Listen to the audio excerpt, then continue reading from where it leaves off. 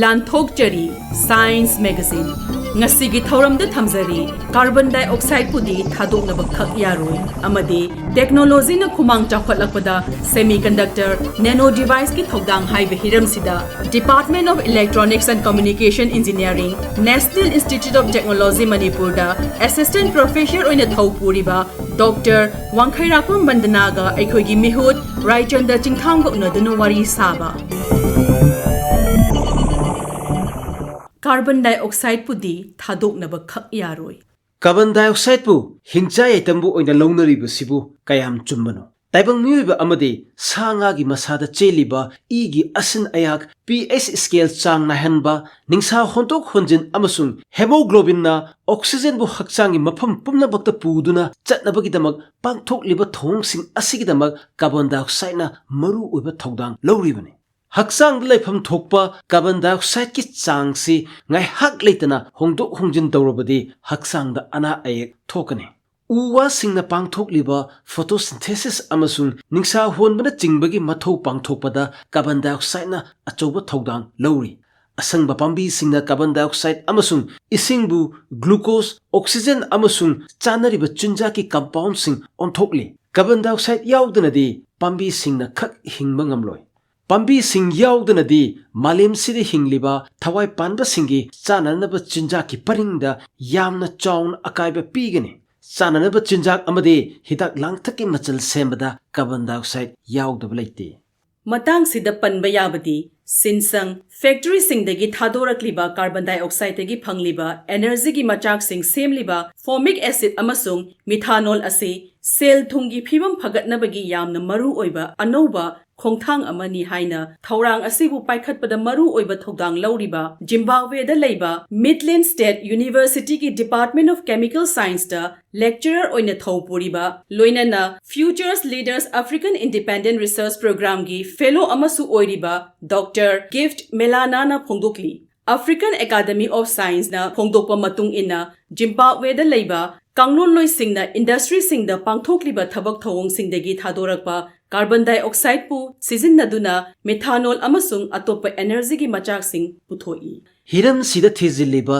thiziloi khutpu sigi luchingba gif milanana factory singdegi thadorpa sijinnaba yadraba carbon dioxide asibu phajinnaba gidamak yamna pikna makhul ahuba anuba posak makhal sing semba sida hen pukning sangli Hiram asiga mari leinana carbon dioxide ki puthokpa akuibigi phibamda akai atoi thok loidaba gassing puthok loidaba methanol da othok nabagi wakhal sing gif melanada chap chana yauri carbon dioxide ki methanol da othok nabagi lambi ani lei ahan lambi di carbon dioxide pu carbon monoxide onthopani aduga ani suba lambi na carbon dioxide pu hydrogen ga thengaina handuna methanol semba asini carbon monoxide amasung hydrogen ani gi akak naba changda yansinaraka semba syn gas natraga synthesis gas asidagi methanol puthok naba sem sabada yamna yamba amasung yamna chawba pressure gi maisa pithorakpa reaction changi Hariba mathok taraba maisa amasung pressure si mathang sitna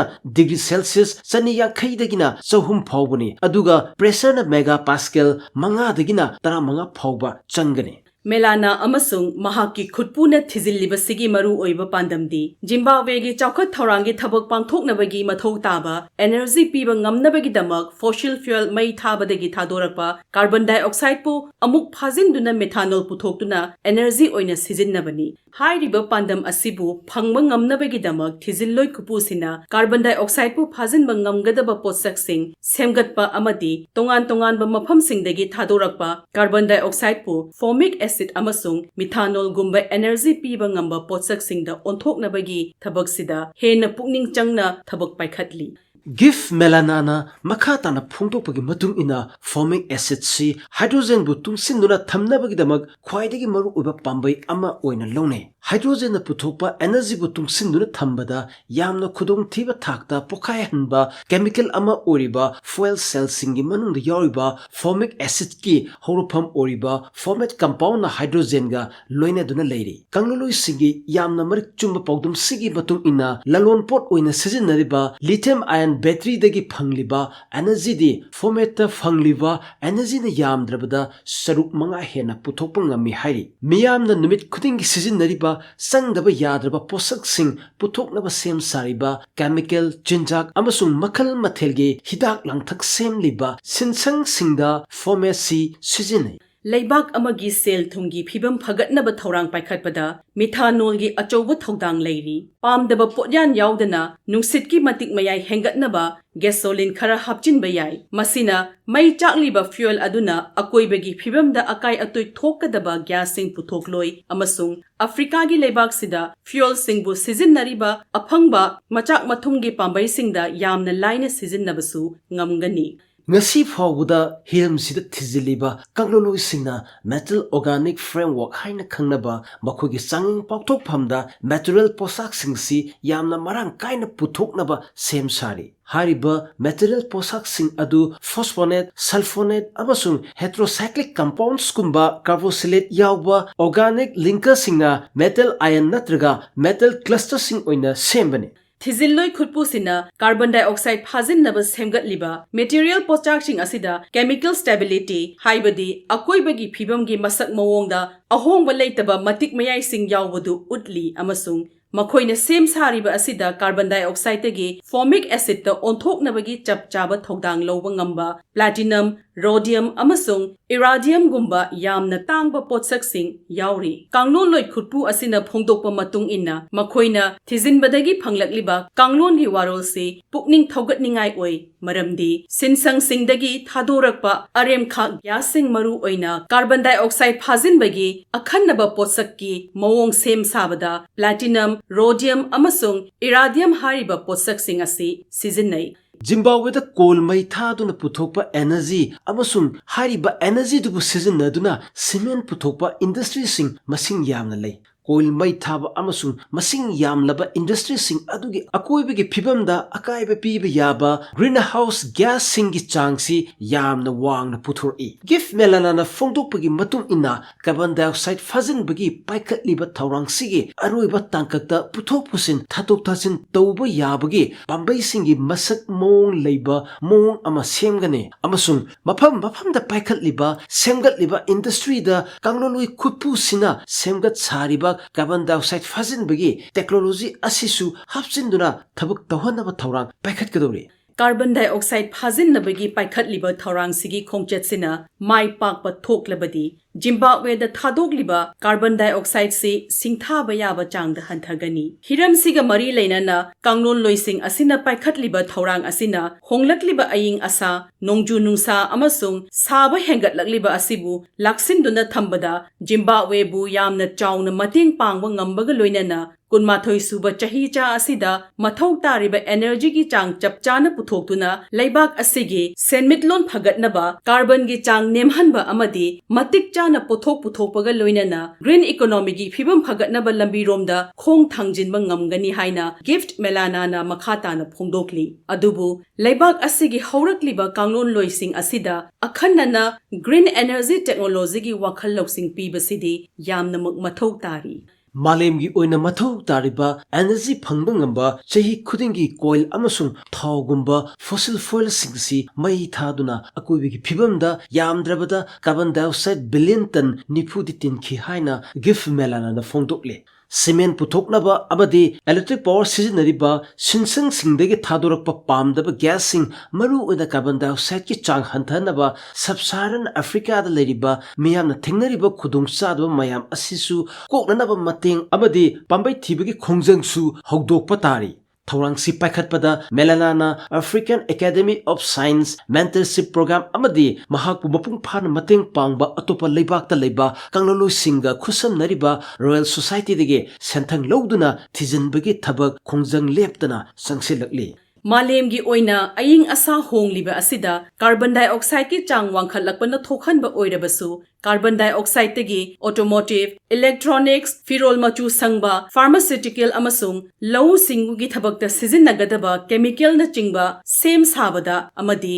methanol da onthokpa yabagi matik maya yauri aduga hydrogen bu mahi onthoktuna methanol da tungsinduna thamba amadi puthok pusin tawbagi khudong jabagi matik maya yauri factory singdagi thadorokpa carbon dioxide dagi phangba methanol formic acid kumba energy puthokpagi machaksi lebak amagi samilon phagatnabagi yamna maru oiba khongthang amani maram asina asoyang angam thoktaba tunglam chat amagidamak fossil fuel mai thabada thadorokpa carbon dioxide dagi energy puthoknabagi thizin humjinbagi khongthangsi yamnamak maru oiri Pumnamaksi yengluragadi carbon dioxide pudi thadoknaba khak yaroi adubu tungda oirakpa yaba afaba mahidudi ngaiminnakiba tari Aroibada amuk thamjari technology na khumang chaokhatlakpada semiconductor nano device ki thoudang haiba hiram sida Department of Electronics and Communication Engineering National Institute of Technology Manipur da Assistant Professor oina thopuriba Dr. Wangkheirakpam Vandana ga aikhoigi mihut Raichanda Chingtham ga unodanu wari saba ngasi amu puduna laksari science magazine na technology na khumang chaokhatlakpada semiconductor nano device ki thoudang haiba hiram sida khana nanenaba Akashvani Imphal gi studio da lengsinduna laibireba Dr. Wangkheirakpam Vandana bu ahanmukta da ikai khundajabagloina taram nokseri Thagatsari wahogdo oina Dr. Vandana da laksaningi se semiconductor haibasi karino aduga semiconductor device haibasi na karino haibadugi matang da kitang thambi ai ahambada semiconductor haibasi karino haibasi ai taksage masi material amani mana electric conduct tawba ngambagi chang se koi insulator masung conductor gi marak ta leiba insulator haigadi koi wood kumba se koi insulator haina khangnei aidi power se chat pangam da haida current pass ngam da pass taw ngam da ba hai adagi conductor haigana ko yam thuna pass tawba koi metal gumba sumba miyam sina conductor hai ko si ani gi marak ta leiba material amane ba aduga koina technically high taragadi forbidden energy band gap anale magi valence band ki conduction band sida chatlakanda ni koi current se conduct to the electron amana adugi sigi gap se 3 electron volt ki makha de leiragadi semiconductor ni haina hangnai aduga yam common oina use tariba semiconductor sina silicon sini kaigino haibada masi yamna nature da mayam marang kaina phangbana koi cost effective oina sizina ba yai masi kaishunate laingoi ni haib tare sendagi sarakpane melt tawhalaga si jet process kaina lay adu si melt tawhalaba matungda koi cylindrical ingot se generate tawraga slice tawra matungda well polished tawraga wafer je phange wafer sini akoina fabrication da seasonary je makha tarpada akhoi khangjaningi se semiconductor se akhoi hiram khudimakta electronics ki natraga su anuba modern technology da akhoi semiconductor si ya daba masak ama oire na akhoi tai masi akhoi modern technology da akhoi brain ni kaina hari sigi maram se kitang sandong na thambiram hoi hai jage hoi semiconductor se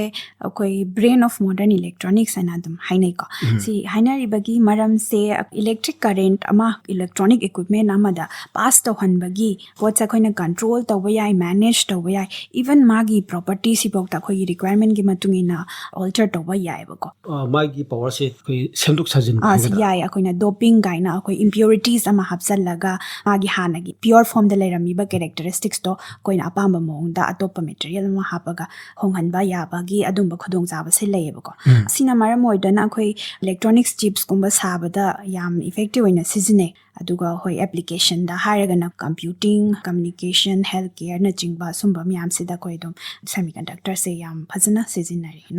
thamjage makha tarpada ajadagi akoina khangjaningi se hojik leriba akoi advanced semiconductor siga hanagi mamangi traditional haigadra natraga koi conventional siga gi khenabado kheng thambi khara elaborate oina idum haijage koi conventional device har semiconductor device da yam fundamental loiba je kaino hada koi pn junction diodes ne se yam fundamental loiba basic ne sina semiconductor gi type ani se join tor kanda one junction oiraga sina seasonary ne ko si switch oina seasonary current amuk flow to han be ya amuk flow to han da ba ya ko sina yam fundamental loiba le adu matung da koi diode se ani samjala transistor kaina le ko sina bjt lai bipolar junction transistor adegi FET field effect transistor aduga hojik je koi digital application myam the seasonary se MOSFET hai metal oxide semiconductor field effect transistor hai base koi building block of IC chip na hai nei ko ꯍꯥꯏꯕꯗꯤ ꯑꯩꯈꯣꯏꯅ ꯌꯨꯝ ꯑꯃ ꯁꯥꯕ ꯃꯇꯝꯗ check ꯃꯌꯥꯝ ꯑꯃꯅ ꯂꯣꯟꯁꯤꯜꯂꯒ ꯁꯥꯏ ꯆꯞ ꯃꯥꯟꯅꯅ ꯑꯩꯈꯣꯏ IC ꯆꯤꯞ ꯑꯃ ꯁꯥꯕ ꯃꯇꯝꯗ ꯇ꯭ꯔꯥꯟꯖꯤꯁꯇꯔꯁ ꯃꯌꯥꯝꯁꯦ ꯄꯨꯟꯁꯟꯅꯔꯒ ꯁꯥꯔꯛꯀꯗꯣꯏꯅꯦꯕꯀꯣ ꯑꯩꯈꯣꯏꯅ ꯂꯦꯞꯇꯣꯞꯀꯥꯁꯦ ꯍꯥꯡꯗꯣꯛꯄ ꯃꯇꯝꯗ ꯌꯥꯎꯔꯤꯕ ꯂꯣꯖꯤꯛ ꯒꯦꯠꯁ ꯀꯥꯏꯅ ꯃꯌꯥꯝ ꯌꯥꯎꯏ ꯁꯤꯒꯤ ꯆꯤꯞꯁꯤꯗ ꯌꯥꯎꯔꯤꯁꯦ ꯇ꯭ꯔꯥꯟꯖꯤꯁꯇꯔꯁ ꯉꯥꯛꯇꯅꯦꯕꯀꯣ ꯑꯗꯨ ꯁꯤ ꯃꯇꯥꯡꯁꯤꯗ ꯑꯩꯅ ꯌꯥꯝ ꯐꯖꯕ ꯑꯩꯈꯣꯏ ꯂꯣ ꯑꯃꯁꯨ ꯊꯝꯖꯔꯝꯒꯦ ꯃꯨꯔꯁ ꯂꯣ ꯑꯅꯀꯣ ꯑꯗꯨꯒ ꯃꯨꯔꯁ ꯂꯣꯁꯦ ꯒꯣꯔꯗꯟ ꯃꯨꯔ ꯍꯥꯏꯕ American engineer co-founder of Intel Corporation diko mana observation ama thamame IC chip amada yauriba transistor gi number se every 2 years da double tawena si magi philosophy ni without much proof hai tare ko but si engineers adagi researchers in seriously lauraga masi trend ji follow tawna bhana bada koi device ki transistor gi dimension se sum reduce tore magi chip amada yauriba number se hengalakna ba chip sigi dimension budi fix laijera su manung da yauriba transistor dudi double oirakna bagi sigi dimension se sum scale down tore ise karigino haibada khoi functionality hengalakna ba magi processing speed hengalakna ba adagi khoi ki power consumption se handarakna ba sigi pot se train oina tore eba ko hausa hauta dum tori adu simatangs da ai advance na lai se kamaina no haise ai haisege da khoi gi sum handarakpa matam de at some point yarakta ba ama yaure eba ko haidi khoina unwanted effects khara urakpa aduna sum scaling issues and high short channel effects ana idea khoina off state ta current ka si flow tawrakpa adagi khoi heating effect ka laira iba adig battery ka se off oira kan da sodium drain out tawrakpa sum miyam se thengnare ko asi thengnarakpa sina kari alternative tawrakan da khoina overcome tawba ngamakani haibadugi research tawba study tawba hore ko achigi batang se ne khoina architectural modification tawraga adagi material atopa sezinara kan da advanced devices sanamu laise si matang sita makata namu akoina khangjaningi se anoba akoigi latest advancement haigadra natraga hosi anoba semiconductor yawba device kharagi kitang thambiramo aduga loinana akoigi semiconductor singsi hosi anoba sensing application haigadra kadai de scenery gi haibadu su kitang thambiyo oh hey thamjage aina ngasai panjagi ba khoi scale down sina functionality se increase tawna ba honarak phaiba se si advancement amani ko semiconductor ge aduga khwaidagi ahamba da puthoki ba computer ka se size of one room oina yam chauna layami ko adagi hujikte dum yam reduce tore agi function ga se yam hengale even na koi mobile phone function se wallet ka si puda ba paisa yaw ba be ka si puda ba yakhala abane UPI payment kaina tawkhala iba sigumba miyam se technology advancement mi aduga si functionality hengala ise device ama scale down toriba sina yam maru oiba thoudang lei haiba sai dum haizage haidi ngasai gi akoina computer gi chawramba adagi mobile gi ngasai functionality ko hengal ise manung de loina semiconductor ne ba mane transistor haiba pochina dum ayamba loina mak sara ini ko building block ne na ina ngasai haizage do aduga khoi scale down se khoji Taiwan Semiconductor Manufacturing Company adagi Samsung Electronics sumba myam se good competitors naktane moina 2 nanometer gi dimension phauta adum puthokpa ngambagi promising piba laikre do haizage adagi scale down tawra ibasina kana baje kai hani koi simba device sina 5G oriwe adagi artificial intelligence IoT ira sida yamna kana ba effective oiba thoudang ama lauri haibaje ai thamjage adagi ngasai panjagi ba sensing hagi bado adu sensing se aina study tawrakhiba device to da oina haizaraga su koi tunnel fill effect transistor sine ko hauziki leirami ba MOSFET sida aina ngasai thamjagi bado koi unwanted effects kara lakbana scaling issues leira e kholi hagi ba myam se overcome tawna ba honaraga koi tunnel FET haiba se aina sida study tawbane ba sigi advanced device sida adu masigi device se koi analogy ma da hairaga ngasai gi ching ama ka bada changba energy do adu gi mahutta ching du da tunnel hutlaga chat taragadi magi energy to so handare adagi time consumption so handare aduna low power application da sizina ba yare sigi pot se study tor matung da sumba observation myam ma findings ai phangba ngamjagi aduga same device na khoina mu semiconductor gi sensors sida mu study tore the photo detectors biosensors sumba da adagi biosensors da hairaga na khoina hybridize tore ba khoi target molecule duna current ta ahong ba lai ba adugi change to in terms of sensitivity adagi selectivity sensing parameters myam ma study tora matung da dum characteristics enhance oiba phangjaraki sugumba silei haijaba tare adagi samana na photo detector su particular wavelength of light to detect tawbada sigi device na yam effective oina dum sizinaba yare. Semiconductor si ozana ngasai tapirpa koi achobodagi yamna scale down torpa dagi advance semiconductor si lakhra matung doza mayamna yam tuina panariba koi quantum computing adagi AI kan high singisna khojigi anuba semiconductor siga amu correlate ton bose asig matang ju kitang thambiram Scale down pasina yamna aphaba impact ama lakani na dum ai haijai ko aduga ngasai processing speed hingatpa haise ko kaigin habada koi quantum computing ga haise quantum mechanics sizinarga complex problem yam se faster speed ta solve tawba ngamba in comparison to hana leiramiba classical computers sida ko aduga koi hana di binary ga hai 0 and 1 da leiramine ba ko ada quantum laga di qubits kaina lag toine ba mari layer toine ba states si myam se possible oirak pa se sigi thoudang yam chauna leiri semiconductor device na advance oirak pa da ko da de scale down torak pa da adagi koi AI neural network ka hai se koi gi human nervous system, human brain say mimic taunaba honarakpane ba ko aduga even akhoi neuromorphic computing kaina leireba ko sungumba miyam sida chawraba thoudang lei na ai adum thamsage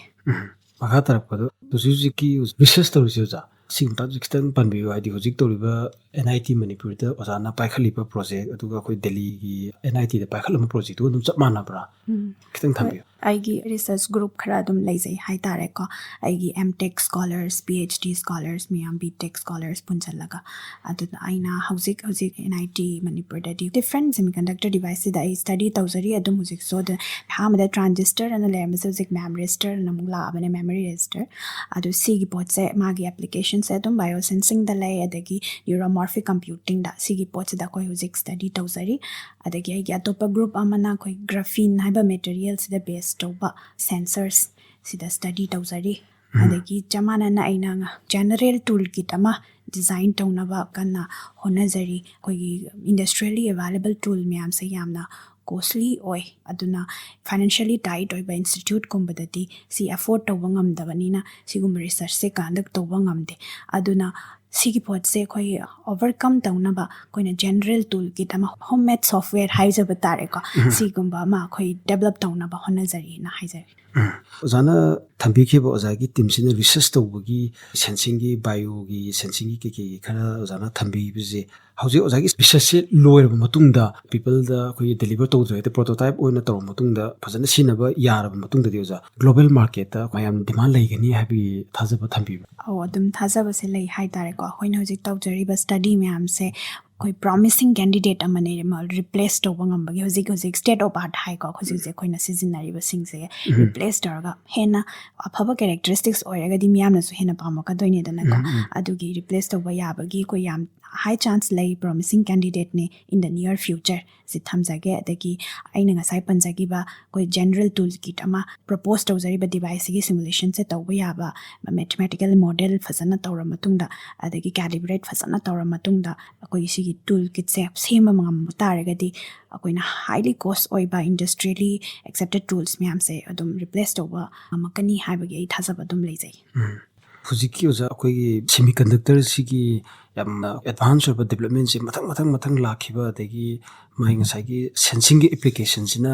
hujik laiba anuba koi emerging technology wearable technology or amu or sida loi embedded tawre oza adun hujik tungda world si shaping tawba matam da semiconductor sigi magi future scope se oza si matam da chop ma thambira oza future scope hairagati yamna vast oina dum layena numai thamsage ko aduga piaba koi country Vietnam recently ma 1975 ta independence fangi basibauta ko US ka moi dilama taunaraga semiconductor supply chain to expand in support of US industry sibauta moi adum tawangam gi aduna koi developing or India so jamana na semicon India kaina magi fazaba vision lay ko to build vibrant semiconductor ecosystem India bu global hub for electronics manufacturing and design haibazi gi fazaba vision nama thamaga moi bikshit bharat ki makada phaba project simang da lairi haijaba tare ko aduna dum akoi scope se yamna lei aduga khoina northeast tom da janghalaga su sigi pot se Assam gi Morigaon district ta semiconductor unit ama sabagi big budget project am so dum leigre koi TSET Tata Semiconductor Assembly and Test Private Limited ki makha da ko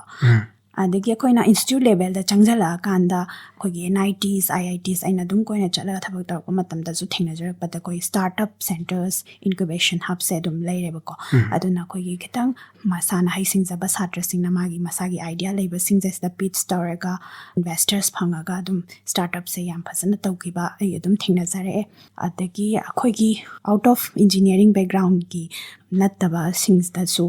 youth se da su moina interested oiba taragadi akoi adum skill development program se koi pangthok chai adum every year akoina khangzariba haizariba khara se adum moida taksai aduga si workshop ki through da moina khanghoba sing do effectively mo use tawra kanda apamba mawongda continue tawzaba yabagi level phauta khoi dum taksai se dum haizage ngasai ozana panbikhiba